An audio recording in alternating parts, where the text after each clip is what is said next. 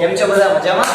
Okay, Saraswati group of education તરફથી હું બ્રિજેશ સાકરેચા આપ સૌનું હાર્દિક સ્વાગત કરું છું. આપણે ધોરણ 9 ની અંદર ચેપ્ટર નંબર 10 નો અભ્યાસ કરતા હતા કે જેનું નામ છે ગુરુત્વાકર્ષણ. તો આપણે આ ચેપ્ટરમાં ગ્રેવિટેશનલ ફોર્સ વિશે એટલે કે ગુરુત્વાકર્ષણ બળ વિશે ડિટેલમાં માહિતી મેળવી. ક્લિયર? ચાલો હવે આપણે આના પછી આપણે ધક્કો અને દબાણ સમજ્યા, એટલે કે આપણે લાસ્ટ લેક્ચરમાં ધક્કો એટલે તો કે પદાર્થ પર લંબ રૂપે તમે કોઈ બળ લગાડો તો એને કહેવાય ધક્કો, અને એકમ ક્ષેત્રફળ દીઠ લાગતા બળને કહેવાય દબાણ. આપણે બે વસ્તુ સમજ્યા હતા. ચાલો હવે હું તમને જો એક પ્રશ્ન પૂછું, મજા આવશે છોકરાઓ, કે આ જો પાણી ભરેલું છે તો આ પાણી ભરેલું આખું જે બીકર તમે જોઈ શકો છો, તો તમે ધ્યાનથી ઓબ્ઝર્વ કરો તો જો આપણને ઘણીવાર એવું થાય કે કોઈ વસ્તુ હોય પાણી ઉપર ડૂબે અને પછી વળી પાછી ઉપર આવે. તમે ઘણીવાર એવું જોયું છે, જેમ કે તમે કોઈ બોટલ હોય તમે દરિયામાં ઘા કરો તો પહેલા નીચે જાય બોટલ, થોડીક નીચે જાય, હાવ તળિયે નહીં વીજે પણ થોડીક નીચે જાય વળી પછી ઉપર આવશે ખાલી બોટલ. અને જો તમે દરિયાની અંદર રેતી ભરેલી બોટલ છે એ જોરથી ઘા કરો તો દરિયામાં અંદર ડૂબી જાય. આવું શું કામ થાય? આ સિવાય તો કે જો ફોર એક્ઝામ્પલ આ તમને એક મસ્ત એક ઉદાહરણ આપું, સમજો કે આ મારી પાસે કોઈ એક સિક્કો છે. આ જે સિક્કો છે હું જો આ બીકરની અંદર આવી રીતે નાખું છું, આપ જોઈ શકો છો, આ બીકરની અંદર હું આ સિક્કો નાખું તો તરત પડી ગયો, કઈ તરતો કે એવું કઈ નથી. પણ આની જગ્યાએ હું મારી પાસે માની લો કે કોઈ કાગળ હોય તો આ જે કાગળનો જે આ ટુકડો છે, કાગળના ટુકડામાં આવી રીતે નાખીશ તો એ ડૂબતો નથી. આપણને પ્રશ્ન થાય કે સાહેબ આવું શું કામ થાય છે? તો કે આના માટે હવે આપણે આપણો નેક્સ્ટ ટોપિક ભણશું કે જેનું નામ છે તરલમાં દબાણ. તો પહેલા આપણે દબાણ વિશે પહેલા ક્લિયર છે બધાય? હા, દબાણ એટલે તો કે બળના છેદમાં ક્ષેત્રફળ, F/A, ફોર્સ બાય એરિયા. તો ઘન પદાર્થ હોય એમાં આપણે જોયું હતું કે ફોર એક્ઝામ્પલ ચાકુ હોય તેના માટે તમે કોઈ વેજીટેબલ કાપો, કોઈ શાક કાપો, કોઈ ફળ કાપો તો એમાં આગળની ધાર પાતળી રાખવામાં આવે, કારણ કે જેમ ક્ષેત્રફળ ઓછું એમ વધારે બળ લાગે, એમ વધારે દબાણ ઉત્પન્ન કરે, એટલે ફટાફટ સપાટી કપાઈ જશે. ક્લિયર થયું? તો જો આપણે હવે તરલમાં દબાણ સમજીએ. એના માટે તમારે પહેલા તો એ સમજવું પડે કે તરલ એટલે શું. તરલ તો કે સાહેબ તરવાનું હોય ને તરલ કહેવાય, એવું કઈ નથી. તરલ એટલે શું? તો કે જે વહી શકે તે પદાર્થને શું કહેવાય? તરલ. જે વહી શકે એટલે તો કે જે સ્વિમ કરી શકતા હોય એને ના, જેનું વહેણ થતું હોય, જે વહેતા હોય એવા પદાર્થને તરલ કહી શકાય. જેમ કે મધને ઢોળો તો મધ આમ વહે, એને તરલ કહી શકાય. કેરોસીનને ઢોળો તો એ વહે, પાણીને ઢોળી નાખો તો આમ વહે. એવી રીતે તમે કોઈ પણ એવો વસ્તુ પકડો, વાયુ, પવન, જો પવન આપણે મસ્ત કહી આજે તો મસ્ત પવન વહેતો તો મજા આવી ગઈ બારી આગળ, તો ત્યાં આપણે કઈ પવન વહે છે તો અહીંયા બધા વાયુઓ પણ વહેતા હશે. મેં પાણી કીધું, કેરોસીન કીધું, મધ કીધું, તમે કોઈ પણ એવો પ્રવાહી લઈ શકો તો પ્રવાહી પણ વહે છે. ઘન પદાર્થ છે એ વહેતા નથી, આપણને ખબર છે. તો જે વહી શકે તેવા પદાર્થને શું કહેવાય? તરલ. તો અહીંયા આપણી વ્યાખ્યા મુજબ આપણે કોને તરલ કહી શકીએ? તો કે વાયુ અને પ્રવાહી બંને પદાર્થો કેવા હશે? તરલ. વાયુ અને પ્રવાહી બંને પદાર્થો તરલ હશે. ઘન પદાર્થોની જેમ તરલ પણ બળ લગાડે છે. આઈ રિપીટ, ઘન પદાર્થોની જેમ તરલ પણ બળ લગાડે છે. આપણે ઘન પદાર્થમાં જોયું હતું કે ઘન પદાર્થો એ બળ લગાડે. જેમ કે માની લો કે હું કોઈ સીટ ઉપર આવી રીતે બેસી જાઉં, કોઈ ખુરશી પર બેસી જાઉં તો હું ખુરશીની સપાટી ઉપર બળ તો લગાડતો જોઈએ. ઓકે, તો એવી રીતે તરલ પદાર્થો પણ બળ લગાડે છે. ક્યાં બળ લગાડે? મારા માથા ઉપર? ના, જો આપણે હમણાં જોઈએ ક્યાં બળ લગાડે છે. તો કે ઘન પદાર્થને જે સપાટી પર રાખવામાં આવે તેના પર તે દબાણ લગાડે છે. એટલે કે ઘન પદાર્થને આપણે જ્યાં રાખી એ સપાટી પર દબાણ લગાડે. ફોર એક્ઝામ્પલ માની લો કે મારી પાસે કોઈ આવી બુક છે. હવે આ બુકની ઉપર માની લો કે આ માર્કરને આમ રાખું તો આ બુકની ઉપર માર્કર આપ્યું. હવે આ માર્કરનો જે આખો ભાગ હશે તો એ જે ભાગ છે એ માર્કર જે છે એ આ જે બુકની સપાટી છે એના ઉપર બળ લગાડતું હોય છે, એટલે દબાણ ઉત્પન્ન કરતું હોય છે. ક્યાં? તો કે જેટલો માર્કરનો ભાગ છે ત્યાં. એટલે આપણે કીધું કે ઘન પદાર્થને જે સપાટી ઉપર રાખવામાં આવે, જો અમે આ સપાટી લીધી, જે સપાટી ઉપર રાખવામાં આવે તેના પર તે દબાણ લગાડે છે, એટલે કે માર્કર છે એના પર દબાણ લગાડશે. તો માર્કરનું દબાણ લાગે તો મને કઈ અસર નહીં થાય, પણ આ જગ્યાએ લોખંડનો ટુકડો રાખે તો મારો હાથ તરફ નમી જશે. ઓકે, તો હલકા પદાર્થનું દબાણ ઓછું, વધારે કહેવાય ને કે ભારી પદાર્થનું દબાણ વધારે આપણે એવું કહી શકીએ. તો અહીંયા આપણને આ પોઈન્ટ ક્લિયર થયું. ઘન પદાર્થને જે સપાટી પર રાખવામાં આવે તેના ઉપર તે દબાણ ઉત્પન્ન કરે છે. તો હવે તરલની વાત કરીએ તો કે તરલ પદાર્થ, જો આ સ્કીમ વાળો પદાર્થ છે, તરલ પદાર્થને જે પાત્રમાં રાખવામાં આવે તેના તળિયા પર અને દરેક દીવાલ પર બળ લગાડે છે. તરલ પદાર્થને, તરલ, પ્રવાહી અને વાયુ, તે તરલ પદાર્થને જે પાત્રમાં રાખવામાં આવે એનો તળિયું અને જે દીવાલ હોય એના ઉપર બળ લગાડશે. ફોર એક્ઝામ્પલ આપણે જે આ બીકરની વાત કરી તો બીકરમાં જે પાણી ભરેલું છે એ તરલ છે આપણા વ્યાખ્યા મુજબ, કારણ કે પ્રવાહીમાં આવે. હવે એ જે પાણી છે એ પાણીનું એ જે છે આ જે કાચનું બનેલું જે બીકર છે એના તળિયા ઉપર સતત દબાણ લગાડે છે. એની જે આ પાણીની જે આ દીવાલ છે એ દીવાલ ઉપર પણ સતત દબાણ લગાડે છે. તો અહીંયા ઘણા કે કાગળ ભીનો થઈ ગયો એટલે ડૂબી ગયો. તો અહીંયા આપણે તરલ પદાર્થ છે એના ઉપર શું શીખા તો કે તળિયા ઉપર અને બધી દીવાલ ઉપર દબાણ લગાડે. તેનું બેસ્ટ એક્ઝામ્પલ આપું, આપણે પંચર થાય તો શું થાય આપણા માની ભાઈ હવામાં ટ્યુબમાં, કઈ તો કે સાયકલની ટ્યુબમાં પંચર થાય તો શું થાય તો કે આપણે કઈ સાઈડમાં તો હવા વહી જાય. તો એનો મતલબ શું થયો તો કે જે તમે ટ્યુબ જે છે સાયકલની ટ્યુબ એમાં તમે હવા ભરતા હતા, એ હવા સતત સાયકલની જે ટ્યુબ હોય એની જે દિવાલ હોય એના પર સતત આમ દબાણ લાગે, મારે ભાઈ બહાર જવું, મારે બહાર જવું, મારે બહાર જવું. જેવું કંઈક થી છિદ્ર પડે, જેવું કંઈક કાણું પડે ડાયરેક્ટ હવા ત્યાંથી બહાર વહી જાય, એટલે આખી ટ્યુબ હવા વગરની થઈ. તો અહીંયા હવા હોય એટલે કે વાયુ હોય અને પ્રવાહી બંને જે છે એ કેવા છે તો કે સતત કે મારે ભાઈ બહાર જવું, મારે બહાર જવું. અને તમે જેમાં પૂરો ને, તમે જે પાત્રમાં હવા કે પ્રવાહી રાખો એટલે કે તમે જેમાં હવા કે પ્રવાહીને પૂરો એ સતત એમ જ કે ભાઈ મારે બહાર જવું, મારે બહાર જવું, મારે બહાર જવું. જેવું એને કંઈક છિદ્ર દેખાય ત્યાંથી બહાર વહી જાય. એટલે તરલ પદાર્થ જે છે જે પાત્રમાં ભરવામાં આવે તેના તળિયા પર અને દરેક દિવાલ પર તે બળ લગાડે છે. આટલું પહેલા ક્લિયર છે વિદ્યાર્થી મિત્રો? ચાલો તો હવે આપણે આના ઉપરથી આગળ વધીએ. આપણે આના ઉપરથી એક મસ્ત મજાનો ટોપિક ભણીએ જેનું નામ છે ઉત્પ્લાવકતા. પહેલી વાર પહેલા બોલતા નહીં આપણે, ઘણી ટ્રાય કરજો, મજા આવશે. ઉત્પ્લાવકતા, ઉપલાવકતા નહીં, ફરી ઘણા કે ઉપલાવકતા, ઉપલાવકતા નહીં, ઉત્પ્લાવકતા. ઉત્પ્લાવકતા. તો ઉત્પ્લાવકતા એટલે પહેલા તો શું તો કે જો આપણે જ્યારે કોઈ પણ પદાર્થને કહેવાય ને કે પાણીની અંદર કે કોઈ પ્રવાહીમાં આમ ડૂબોડીએ તો જો એ પદાર્થ હલકો હોય છે તો આમ જેવો આમ થોડો અંદર જાય તો ત્યાંથી બહાર આવશે. જેમ કે માની લો કે કોઈ માણસ ઊભો હોય અને હું પાછો ધક્કો મારું તો એ પહેલા તો નદીમાં જશે, તો નદીમાં સપાટી પર આમ ઊભો નહીં રહી જાય, એ પહેલા તો નદીમાં થોડો પાણીની અંદર જશે, થોડું આમ અંદર જશે પાણીમાં, પછી ત્યાંથી વળી ઉપર આવશે. જો તરતા આવડતું હશે તો તરાવ ઉપર વહી જાય. તો આયા ઉત્પ્લાવકતા એટલે શું તો કે જ્યારે કોઈ પણ પ્રવાહી પદાર્થ હોય એમાં તમે કોઈ અદ્રાવ્ય વસ્તુ ઉમેરો.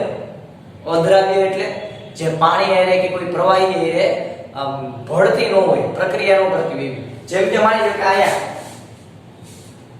આપણી પાસે અત્યારના એક બીકર છે કાગળ વાળું, કાગળ કાઢો વળી ગણેશજી કે છે હરકો પ્રોપર નથી દેખાતું.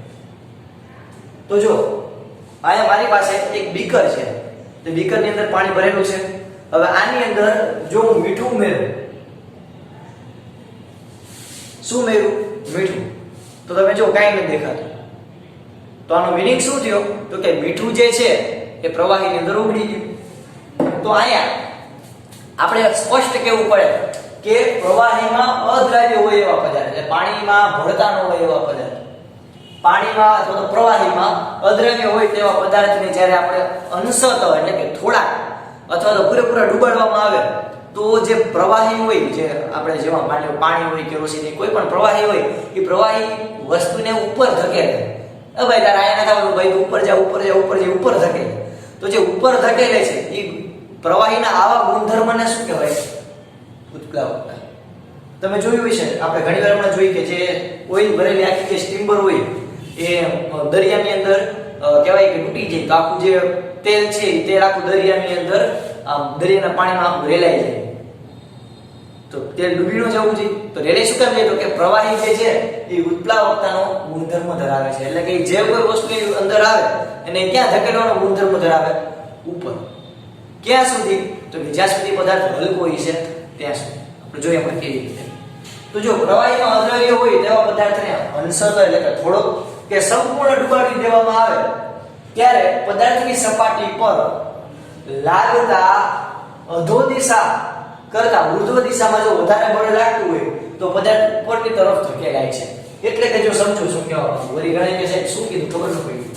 જો માની લો કે આ કોઈ પદાર્થ છે, આ કોઈ પાણી ભરેલું બીકર છે.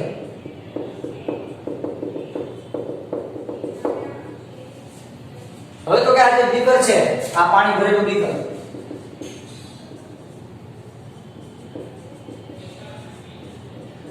અને આ પદાર્થ, તો આ પદાર્થ જ્યારે આપણે એને ડુબાડવામાં આવે તો જો આ પદાર્થનું વજન વધારે હોય, વજન એટલે આપણે હમણાં બેઠા હતા માજી, યાદ છે? વજન W બરાબર માજી. તો પદાર્થનું વજન વધારે હોય તો એ પાણી અંદર ડૂબી જશે. તો આ બાજુનું બળ કેવું છે? વધારે. આ બાજુ બળ કેવું છે? ઓછું. ઓકે? એટલે કે જો પ્રવાહી ઉપરની તરફ ધકેલવાનું ગુણધર્મ ધરાવે તો બળ ક્યાં લાગશે? પ્રવાહી દ્વારા ક્યાં બળ લાગશે? ઉપરની બાજુ. ગુરુત્વાકર્ષણ ક્યાં ખેંચશે? નીચેની બાજુ. તો જો પદાર્થનું વજન વધારે હોય, પાણી કરતા પદાર્થનું વજન વધારે હોય તો એ પદાર્થ ડૂબી જાય. જ્યારે પાણી કરતા પદાર્થનું વજન ઓછું હોય તો એ પદાર્થ પાણીમાં તરે. જેમ કે સિમ્પલ વાત કરું તો લોખંડનો સિક્કો જે આપણે હમણાં જોયો તો બીકરમાં ડૂબી ગયો. તો વિચાર કરો કે લોખંડનો આવડો નાનો સિક્કો હતો તો એ પાણીમાં ડૂબી ગયો.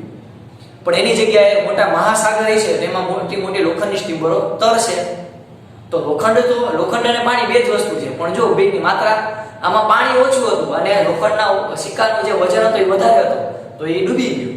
પણ એની જગ્યાએ માની લો કે અતિશય વધારે પાણી હોય જેમ કે દરિયામાં, અને એમાં લોખંડનો જે આખી સ્ટીમર છે તો તમે બહુ ઓછું કહી શકો દરિયાના પાણીની સાપેક્ષે. દરિયાના પાણીની કમ્પેરિઝનમાં તમે લોખંડનું જે સ્ટીમર છે એ તો જે લોખંડની છે એને તમે બહુ નાની કહી શકો. તો એ તરશે. એટલે આપણે સિમ્પલ એટલું યાદ રાખવાનું કે તમે કોઈ પ્રવાહીમાં તમે કોઈ વસ્તુ અંદર ડૂબોડો તો જો વસ્તુનું વજન વધારે છે તો એ ડૂબી જશે. એટલે કે નીચેની બાજુ બળ લાગશે. અને જો વસ્તુનું વજન ઓછું છે તો કઈ બાજુ બળ લાગશે? ઉપરની તરફ. એટલે તરશે. જેમ કે આપણે પ્લાસ્ટિકની ખાલી બોટલ તમે ઘણી વાર જોયું, આપણે ગમતું ન હોય એ ફરવા ગયા હોય ને નદી કેવું હોય તો ત્યાં પ્લાસ્ટિકની બોટલ આમ કચરાની જેમ આટામાં લેવી તો એ ખાલી બોટલ હોય છે તો એ પાણી ઉપર તરશે કારણ કે એનું વજન હલકું છે. પણ જેવી તમે એમાં રેતી ભરી દેશો તો એ ડૂબી જશે. તો પ્રવાહીમાં અદ્રવ્ય હોય તેવા પદાર્થને અંશતઃ કે સંપૂર્ણ ડુબાડી દેવામાં આવે ત્યારે તે પદાર્થની સપાટી પર લાગતા અધો દિશાના બળ, આને અધો દિશા કહેવાય. નીચેની બાજુની દિશાને કઈ કહેવાય? અધો. અને ઉપરની બાજુની દિશાને કહેવાય ઉપર, એટલે કે ઉર્ધ્વ. તો અધો દિશાના બળ કરતા ઉર્ધ્વ દિશાનું બળ વધારે હોય, ઉપરની બાજુનું બળ વધારે હોય તો પદાર્થ ક્યાં ખસેડાય? ઉપરની બાજુ થાય. તો પદાર્થ ઉપરની બાજુ બળ લાગે પદાર્થને કે જેથી પદાર્થ ઉપરની બાજુ ધકેલાય છે, કે જેથી પદાર્થ હળવો લાગે. ઉદ્દેશ વાંચે હળકી બધી વસ્તુ ઉપર તરી. તો પ્રવાહીમાં ડૂબેલા, જો આની વ્યાખ્યા બોલું છું સમજો વિદ્યાર્થી મિત્રો. પ્રવાહીમાં ડૂબેલા પદાર્થ પર પ્રવાહી દ્વારા ઉપર ધકેલવાના જે ગુણધર્મ છે એને શું કહેવાય? ઉત્પ્લાવક. અને જે પ્રવાહી દ્વારા ઉપર ધકેલવા માટે જે બળ આપવામાં આવે, હવે પાણી આમાં કોઈ પદાર્થ આવ્યો, પાણીને ગમતું નથી, પાણી શું કામ આવ્યો? તો એ ઉપરની બાજુ બળ લગાડશે તો જ પદાર્થ ઉપર જશે. તો ઉપરની બાજુ બળ લગાડ્યું તો જ પદાર્થ ઉપર ગયો. તો ઉપરની બાજુ બળ લગાડવાના ગુણધર્મને શું કહેવાય? ઉત્પ્લાવકતા. તો ઉપરની બાજુ જે બળ લગાવ્યું એને શું કહેવાય? ઉત્પ્લાવક બળ. શું કહેવાય? ઉત્પ્લાવક બળ. તો આપણે તરલ અને ઉત્પ્લાવકતા વિશે બહુ ડિટેલમાં ચર્ચા કરી. ઓકે, આજે તમારે આ બંને ક્વેશ્ચન છે એ તમારી બાકી બુકમાં એકવાર અને બુકમાં એકવાર મેં લખાવ્યા એવી રીતે લખવાના છે. ઓકે, તો બાકી બુકમાં એકવાર અને બુકમાં એકવાર બે વાર.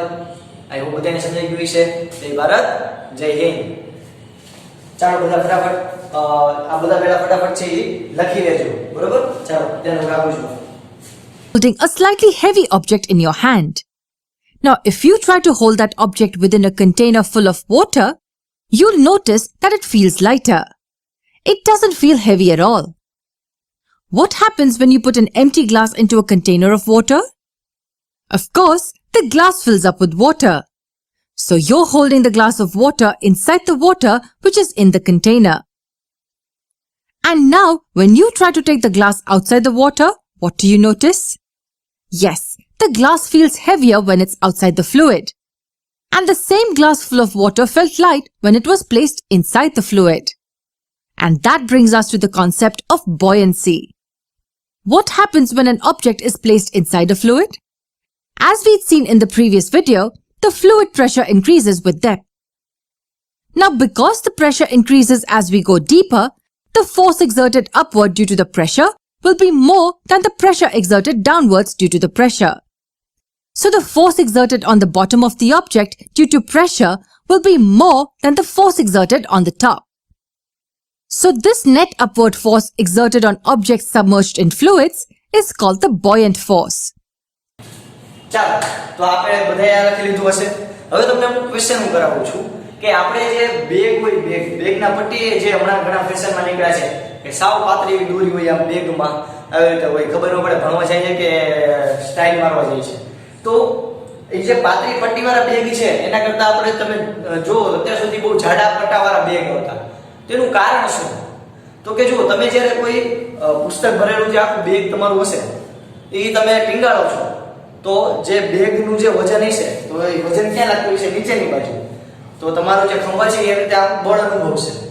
હવે તો કે જો એ જે બેગના પટ્ટા પોળા કરી દેવામાં આવે, તેનું ક્ષેત્રફળ વધારી દેવામાં આવે તો આપણા જે દબાણનું જે સૂત્ર છે, દબાણનું સૂત્ર P બરાબર F ના છેદમાં A, આ સૂત્રની મદદથી આપણે એવું કહી શકીએ કે જે ક્ષેત્રફળ વધારું તો પદાર્થ ઉપર લાગતું દબાણ ઘટે. કારણ કે બે કેવું થયું? વ્યસ્ત પ્રમાણ થયું. મેં તમને સમજાવેલું છે વ્યસ્ત પ્રમાણ.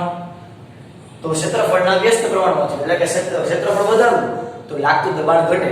એટલે તમે ઓછું થકાન અનુભવો, તમે ઓછું બળ અનુભવો. જેમ તમારા બેગના પટ્ટા છે એ બહુ મોટા હોય એમ તમે ઓછું દબાણ અનુભવો. ઓકે વિદ્યાર્થી મિત્રો, તો આ એક ખાસ મગજમાં રાખજો. ઓકે, આ સિવાય બીજો ક્વેશ્ચન તમને કહું તો કે ઉત્પ્લાવકતા જે છે, ઉત્પ્લાવકતા એમાં આપણે હજી એકવાર કન્સેપ્ટ ક્લિયર કરી દઉં તો કે કોઈ પાણી હોય એમાં અથવા તો કોઈ પ્રવાહી હોય એમાં તમે કોઈ અદ્રવ્ય વસ્તુને અંશતઃ કે સંપૂર્ણ ડૂબાડો તો એ પ્રવાહી એને ઉપર ધકેલવાનો ગુણધર્મ ધરાવે છે. એને શું કહેવાય? ઉત્પ્લાવકતા. અને ઉપર તરફ લાગતા બળને કહેવાય ઉત્પ્લાવકતા બળ. આટલું ક્લિયર થયું? ઓકે, હવે પાણીની સપાટી પર કોઈ પદાર્થને રાખતા તે કેમ તરે છે તો ડૂબે છે? તો કે જે પદાર્થની કહેવાય ને કે ઘનતા, પદાર્થની ઘનતા એ ઘનતા એટલે દળના છેદમાં કદ. તો પદાર્થની ઘનતા એટલે પદાર્થનું તમે સિમ્પલ ભાષામાં કહો તો પદાર્થની ઘનતા એટલે દળના છેદમાં કદ. તો પદાર્થની ઘનતા એ પાણીની ઘનતા કરતા વધારે છે તો એ વસ્તુ ડૂબી જશે. અને જો પદાર્થની ઘનતા એ પાણી કરતા ઓછી છે તો પાણી તરશે. તો તમે આવી રીતે પણ આ કહેવાય ને કન્સેપ્ટ સમજી શકો છો. તો આજે આપણે અગેન તરલમાં જે દબાણ ઉદ્ભવે છે એના વિશે ચર્ચા કરી. તરલ કોને કહેવાય સમજ્યા, તરલમાં કેવી રીતે દબાણ લાગે છે આપણે સમજ્યા. ત્યારબાદ ઉત્પ્લાવકતા બળ જે છે એના વિશે પણ આપણે ડિટેલમાં માહિતી મેળવી. અને ત્યારબાદ આપણે અમુક એવા વ્યવહારિક ઉદાહરણ જોયા કે જેથી આપણને ખબર પડી કે હા ભાઈ આ વસ્તુ કરેક્ટ છે. ક્લિયર થયું? ચાલો તો અહીં સુધી રાખીએ છીએ. જે મેં છેલ્લે પણ તમને પ્રશ્ન કરાવ્યો એ પણ તમારે બે વાર લખવાના રહેશે, એકવાર પાકી બુકમાં અને એકવાર રફ બુકમાં. ઓકે ભારત માતા કી જય. જય ભારત, જય Hind. A bottle and a container of water. If you drop the bottle on the fluid, you will see that it will float. That's because the fluid is applying an upward force on the bottle. Now hold the bottle and push it inside the fluid. You'd notice that the bottle is also exerting an upward force on your hand. If you leave the bottle, you'll see that the bottle will come up to the surface on its own. I think you can guess why. Now push the bottle deeper inside the fluid. You will feel more force against your hand. And when you release the bottle, it'll rush back to the surface. It'll come up faster than it came up in the previous case. The upward force increases as it's pushed deeper into the fluid. And that's because the pressure also increases as we go deeper into the fluid. This upward force